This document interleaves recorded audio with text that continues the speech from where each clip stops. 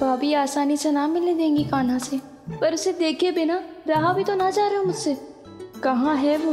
मुझ पे बहुत क्रोध है उन्हें। इतने शीघ्र शांत ना होगा, उन्हें मनाना तो पड़ेगा ताकि मैं नंद भवन में फिर से बिना किसी रोक टोक के आ जा सकूं। पर क्या बोलूं, कैसे मनाऊं उन्हें?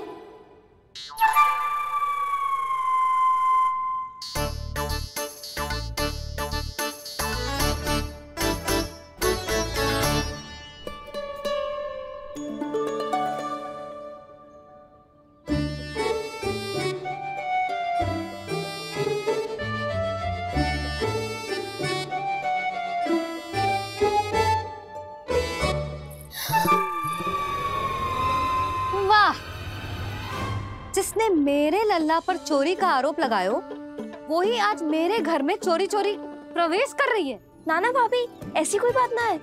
मैं तो बस ये देखने आई थी कि जसोदा भाभी का क्रोध शांत हुआ कि ना?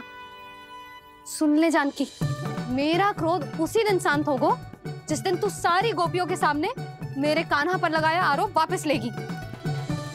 चोरी करेगा तो आरोप ही लगेगा ना जीजी। फिर से आरोप? सावित्री, तू भी?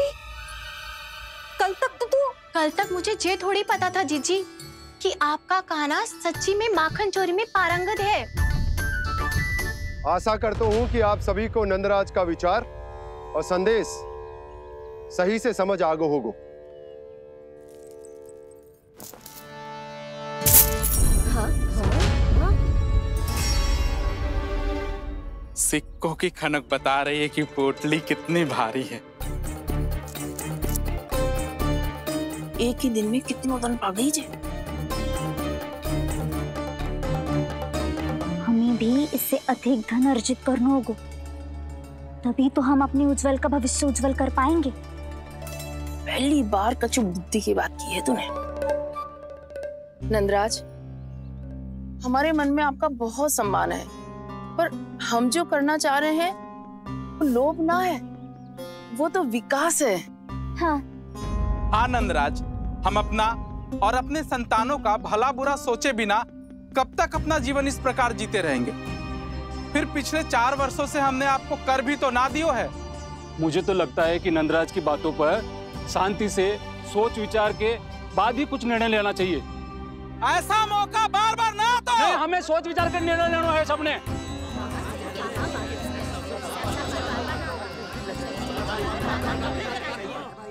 चोरी में पारंगत? हाँ जीजी, उसने टोली बनाई है और उसका नाम भी रखा है चौर्य विद्या प्रसारण टोली, और आपका कान्हा उसका अध्यक्ष है। अच्छा, तो कान्हा पूरी टोली लेकर आया था चोरी करने तेरे घर? और नहीं तो क्या।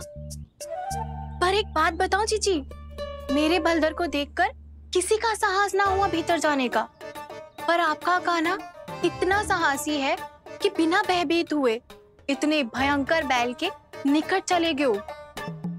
सच्ची? और तेरे रक्षक बैल ने कुछ ना किया उसे? है ना अचरज की बात। क्रोध के स्थान पर वो तो उसके सामने ऐसे झुको जैसे कि प्रणाम कर रहा है? और जीजी, आपका कान्हा साहसी ही ना, बहुत चतुर भी है। मैंने मटकियां बहुत ऊपर लटकाई थी, पर बताओ कि बिना चौकी के मटकी को नीचे उतारने का उपाय किसने ढूंढा? किसने? आपके चतुर कान्हा ने। उसने अपने सखाओं को पर्वत बनायो और एक पक्के सेनापति की तरह बिना भयभीत हुए उनके ऊपर चढ़ गयो और मटकियां उतारने लगो, और एक ही ना, तीनों की तीनों मटकियां उतार ली। तीनों? हाँ जीजी, और वो इतना दयालु है कि पहले एक मटकी का माखन सब में बांट दियो और फिर बची हुई 2 मटकियों में से एक मटकी अपने सखाओं को दे दी और फिर दूसरी मटकी एक भूखे वानर को दे दी। और फिर जब मैं उसके सामने जाके प्रश्न करने लगी तो उसने मुझे अपने तर्कों के जाल में उलझाया और बड़ी आसानी से सिद्ध कर दिया कि वो तो परोपकार कर रहा था। मैं तो देखती ही रह गई, और शब्द तो ऐसे झड़ते हैं मुंह से जैसे कि फूल। रुक जा सावित्री, पहले तू ये निर्णय ले ले कि तू मेरे लल्ला का गुणगान करने आई है कि उसकी निंदा करने? निंदा करने ही आई हूँ जीजी। जानकी सत्य कह रही थी, आपका कान्हा माखन चोर ही है और बलराम के साथ भागा था। बलराम क्यों? वो तो साक्षात गरुड़ देव की पीठ पे बैठ के उड़ के आयो है, तभी तो तुझसे बहुत पहले आके यहाँ बैठ गओ ना। आ देख ले, आ जा। देखो कैसे बैठ के सब पहरा दे रहे हैं कि कोई पंछी अनाज ना चुगले, और तुम दोनों व्यर्थ में इन सब पर दोष लगा रही हो। कान्हा के निकट जाने का प्रयास भी मत ही करना। पहले मेरे लल्ला पर आरोप लगाती हो, फिर उससे मिलना भी चाहती हो।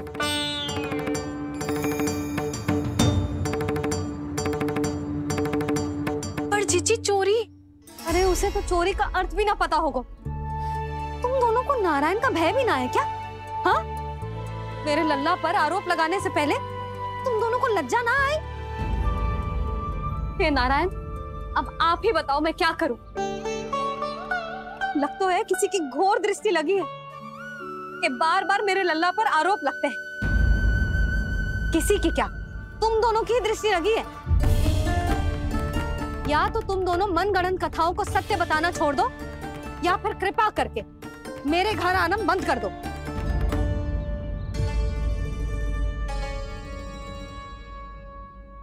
अब दोनों मुंह क्या ताक रही हो? हाँ, जाओ यहां से। और तुम दोनों नंद जी की सभा में क्यों ना गई? हाँ?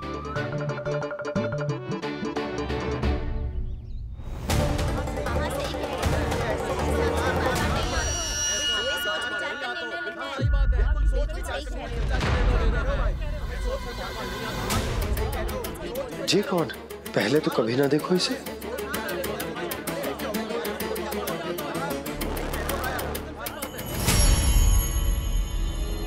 कहाँ को? बस करो।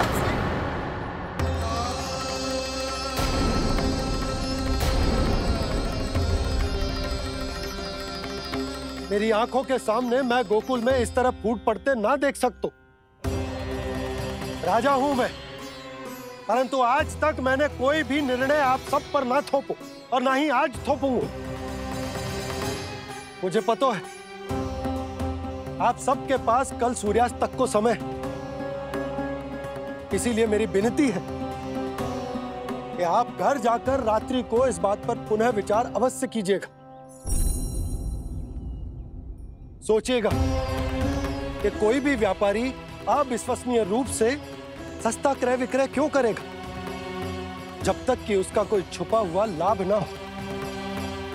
हमें सोचना होगा कि कहीं हम उसके बिछाए जाल में फंस तो ना रहे।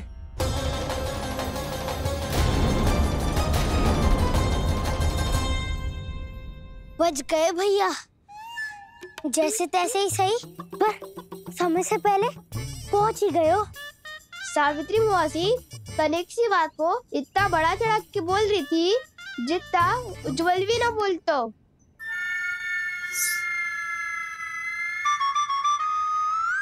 वैसे आनंद तो बहुत आयो, सच्ची। हाँ, बेहतर लगा तो माखन भी तो मिला और परोपकार भी होगा। बता कान्हा, और किसके घर जाना है अब? आज ही तो हमें शिक्षा मिली है, इतनी शीघ्र भूल गए तुम सब। लोग के चक्कर में पड़ोगे तो फंसोगे। लोग के चक्कर में पड़ोगे तो फंसोगे।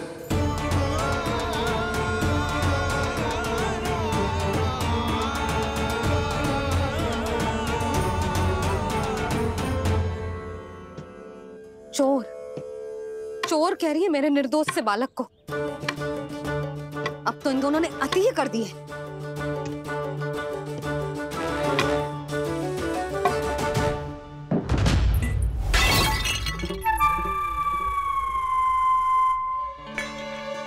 से भी अभी फूटना था। वैसे ही मैं इतनी चिंतित हूं। कैसे समझाऊं इन गांव वालों को?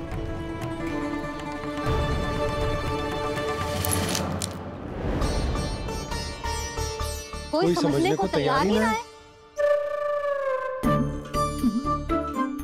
लगता है सबकी बुद्धि भ्रष्ट हो गई है। सही कह रही हो यशोदा तुम। मुझे तो लगता है कि सोचना समझना ही छोड़ दिया सबने। अनेकों तर्क देके समझा दियो, सिद्ध कर दियो, पर इनकी मोटी बुद्धि में कछु आता ही ना है। यशोदा तुम तो तर्क की कह रही हो, मैंने तो उदाहरण देकर समझाने को प्रयास किया, पर अपनी बुद्धि के आगे कछु ना समझ में आ रहा इन गांव वालों को। क्या सारे के सारे गांव वाले मेरे लल्ला पर आरोप लगा रहे हैं? ये क्या कह रही हो तुम? मैं तो गांव वालों की बात कर रहा हूँ जो नारायण के नाम पर वचन देकर उस अपरिचित व्यापारी को अपने दूध, दही, घी, माखन सब देने को तैयार है। लो कर लो बात। मैं गोपियों की बात कर रही हूँ जो लल्ला पर माखन चोरी का आरोप लगा रही हूँ। और आज तो सावित्री ने भी लल्ला को माखन चोर कह के पुकारो है।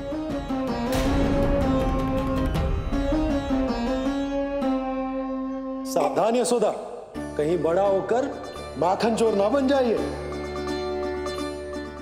अच्छा, ये सब आप छोड़ो, स्त्रियों की बात है, मैं संभाल लूंगी।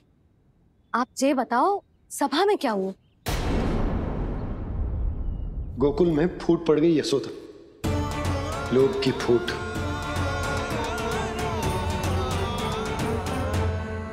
अरे रुको रुको रुको, व्यापारी जी रुकिए रुकिए। नंदराज ने प्रयास तो बहुत किया था व्यापारी जी, पर कुछ व्यक्तियों को छोड़ करके किसी के कान पे जूं तक नहीं रेंगी। इसका अर्थ फूट पड़ चुकी है लोभ की वजह से। बहुत ही शुभ समाचार लाए हो गुप्तचर। अब शीघ्र ही दिखेगा लोभ का चमत्कार।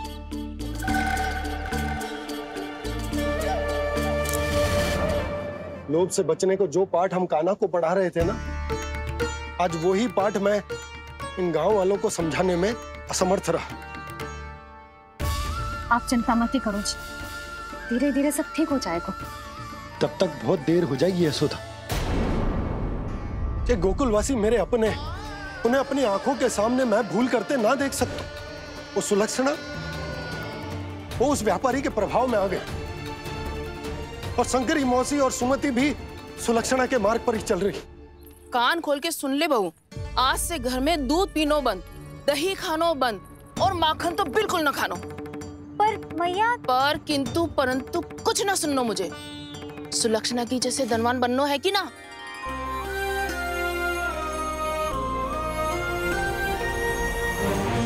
तो फिर जैसा मैं कहती हूँ वैसा कर, तभी तो अधिक से अधिक दूध, दही, माखन बेचकर अधिक से अधिक धन अर्जित कर पाएंगे हम। सुलक्षणा को उस व्यापारी की तरह धनवान बनना है और शंकरी मौसी को सुलक्षणा की तरह। ऐसे तो पूरा गांव ही लोभ में पड़कर कल उस व्यापारी के पास पहुंच जाएगा। अब तो फिर स्त्रियों को मुझे अपने ढंग से समझाना पड़ेगा। अब गोकुल वासियों को चाहे कोई भी कितना भी समझा ले, बुझा ले, ज्ञान बांटे, उन्हें केवल एक ही भाषा समझ में आएगी, लोभ की भाषा। लगता है आपके पास बहुत उत्तम योजना है व्यापारी जी। सब झटक लूंगा।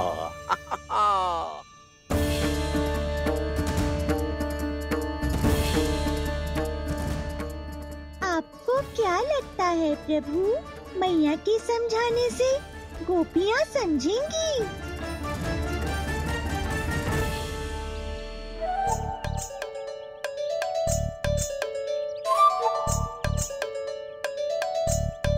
कान्हा, और कितनी प्रतीक्षा करवाएगो? अब बता भी दे, माखन चुराने किसके घर जाना है? इतना आसान ना है निर्णय करना, समय लगता है, सोच विचार करना पड़ता है। पर ये निर्णय किया कैसे जाए पता है मुझे। लगता है ये निर्णय करना पड़ेगा कि बचना कैसे।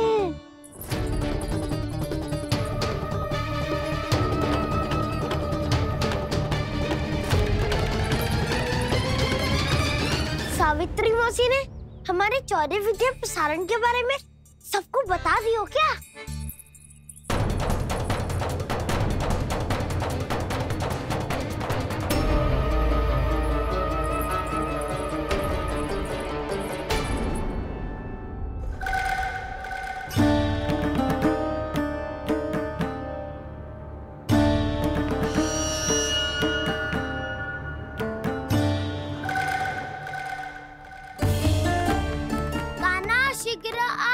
छोटी माँ बुला रही है।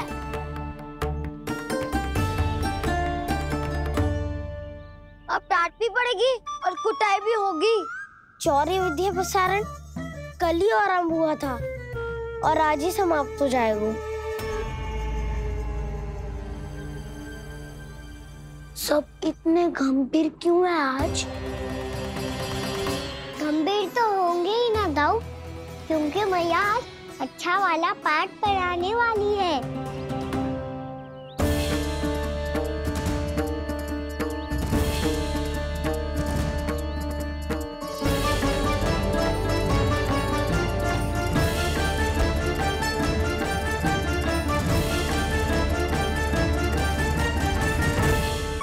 ले ले।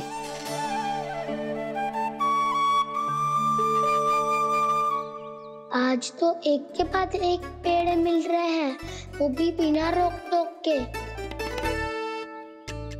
मैया 2 के बाद तीसरी मिठाई बड़ी कठिनाई से खाने देती है, पर आज सादा लाड पेड़ों के माध्यम से जिता रही है।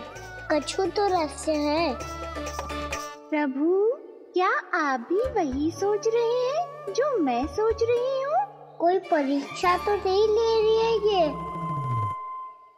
किस सोच में पड़ गए तुम दोनों?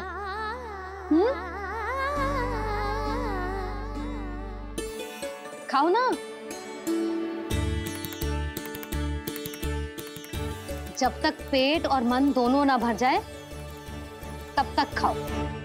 बस यशोदा, इतना पर्याप्त है। अरे ना जिज्जी, घर के शुद्ध मावा और गुड़ के बने, कितना भी खा ले कोई हानि ना होगी। लो और लो।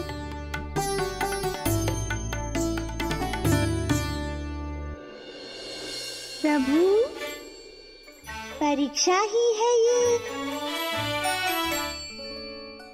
ये तो खाए जा रहा है। कहीं मेरी दी हुई सीख भूल तो ना खाओ, सारा खेल बिगड़ जाएगा। सदैव स्मरण रखियो लल्ला, लोग बहुत भयानक होते हैं, बहुत भयंकर। जो एक बार हमारे मन में प्रवेश करके हमें भीतर से ही जकड़ लेते हैं, इसके कारण हम अधिक से अधिक पाने की इच्छा करने लगते हैं। क्या हुआ कान्हा, रुक क्यों गए?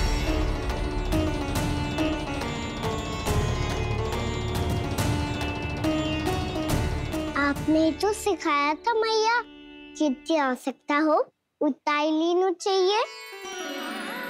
लोभ कभी ना करना चाहिए। बहुत बुरा राक्षस है लोभ।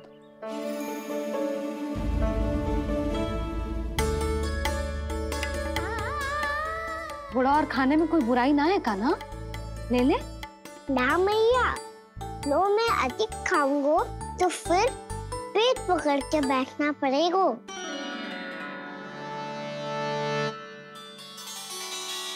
हाँ, मेरा भी पेट भर गया। कान्हा सही कह रहा है छोटी माँ, लोग बहुत भयानक राक्षस है। जो भी लोग के चक्कर में पड़ेगो वो बहुत बुरा फंसेगो। अच्छा जाओ, जाके खेलो तुम दोनों। मैया, ये पेड़ अपने सखाओं के लिए भी ले जाऊं मैं? हाँ लल्ला, ले जाओ अवश्य।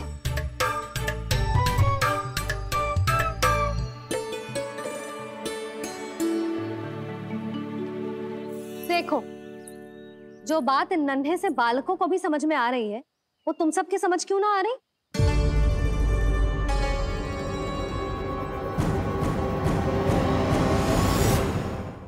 क्या समझाना चाहती हो जशोदा जी? तनिक खुल के बोलो। जब बसंता खाने के बाद भी हलवा खाने का हट करतो है तो उसे मना क्यों करती है? इसीलिए ना ताकि स्वाद के लोभ में उसका स्वास्थ्य न बिगड़ जाए। और उज्जवल, जब भरी दोपहरी में बाहर खेलने का हट करता है तो तू उसे मना क्यों करती है? इसीलिए ना कि खेल के लोभ में उसे लू ना लग जाए। हाँ, और पुराण पढ़ना तो अच्छी बात है ना। तो श्रीदामा जब रात में दीप के प्रकाश में पुराण की कथाएं पढ़ना चाहते है तो क्यों मना करती है उसे बता। ताकि कथाओं के लोभ में उसकी दृष्टि खराब ना हो जाए जीजी। तो इसका अर्थ तो यही है ना कि लोभ चाहे पेड़ों का हो, चाहे पुराण की कथाओं का हो, या फिर अधिक धन अर्जित करने का हो, लोभ सदैव हानिकारक ही होता है। जे बात तुम ही सब ना समझोगी तो अपने बालकों को कैसे समझाओगी? बोलो। हम सबकी मैया यहाँ क्यों आई है? डांट पड़ी क्या? चौरी विद्या प्रसारण टोली के बारे में सबको पता चल गो क्या? चिंता के चने चबाना छोड़ो और ये पेड़े खाओ। भीतर और भी गंभीर समस्या पे चर्चा चल रही है। कैसी समस्या? लोग की भयानक राक्षस की समस्या।